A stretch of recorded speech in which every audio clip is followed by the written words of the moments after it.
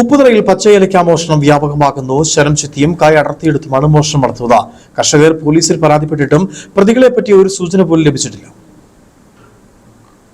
കാലാവസ്ഥ ചതിച്ചതോടെ ഏലക്കയുടെ വിളവും കുറഞ്ഞു. പ്രതിസന്ധിയെ നേരിടുന്ന കർഷകർക്ക് തിരിച്ചടിയായി ഏലക്ക മോഷണവും മാറുകയാണ്. വിളവെടുക്കാൻ പാകത്തിലായ ഏലക്കയാണ് തസ്കരന്മാർ മോഷ്ടിച്ച് കടത്തുന്നത്. ആൾതാമസം ഉള്ളിടത്തും അല്ലാത്തിടത്തും മോഷണം തകൃതിയായി നടക്കുകയാണ്. ചരം ചെത്തിയും കായ് അടർത്തിയെടുത്തും മോഷണം നടത്തുന്നുണ്ട്. ഈറ്റക്കാനം, കൊച്ചീറ്റക്കാനം, 9 ഏക്കർ, കാക്കത്തോട് എന്നീ സ്ഥലങ്ങളിൽ നിന്നാണ് ഏലക്കായ് വ്യാപകമായി മോഷണം പോകുന്നത്. ഏലക്കായ് മോഷണം പോയ കർഷകർ പോലീസിൽ പരാതി നൽകിയിട്ടും യാതൊരു തുമ്പും ഉണ്ടാക്കാൻ ഇതുവരെയും കഴിഞ്ഞിട്ടില്ല.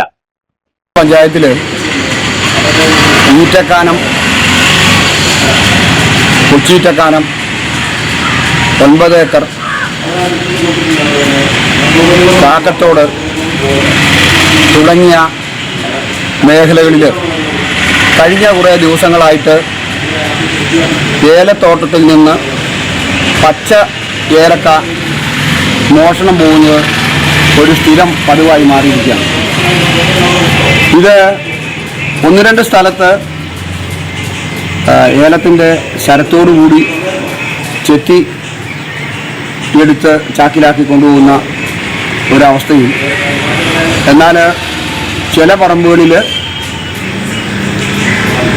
രാത്രി മുതൽ നേരം വെളുക്കോളം കായ് മൂത്ത കാ നോക്കി, എടുക്കാറായ കാ നോക്കി എടുത്തുകൊണ്ട് പോകുന്ന ഒരവസ്ഥയാണ്.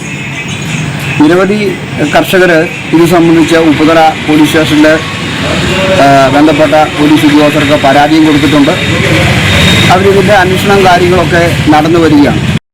ഉയർന്ന പണിക്കൂലിയും വളം കീടനാശിനിയുടെ വിലവർധനവും കാരണം കർഷകർ വലിയ പ്രതിസന്ധിയാണ് അഭിമുഖീകരിക്കുന്നത്. അതിനിടയിലാണ് വിളവാകാറായ ഏലക്ക മോഷണം പോകുന്നത്. കടം വാങ്ങിയും വായ്പയെടുത്തും കൃഷിയെ പരിപാലിച്ച കർഷകരുടെ ഏലക്കയാണ് മോഷണം പോയത്. ഈ കർഷകരുടെ ജീവിതം തന്നെ ഇപ്പോൾ താറുമാറായിരിക്കുകയാണ്.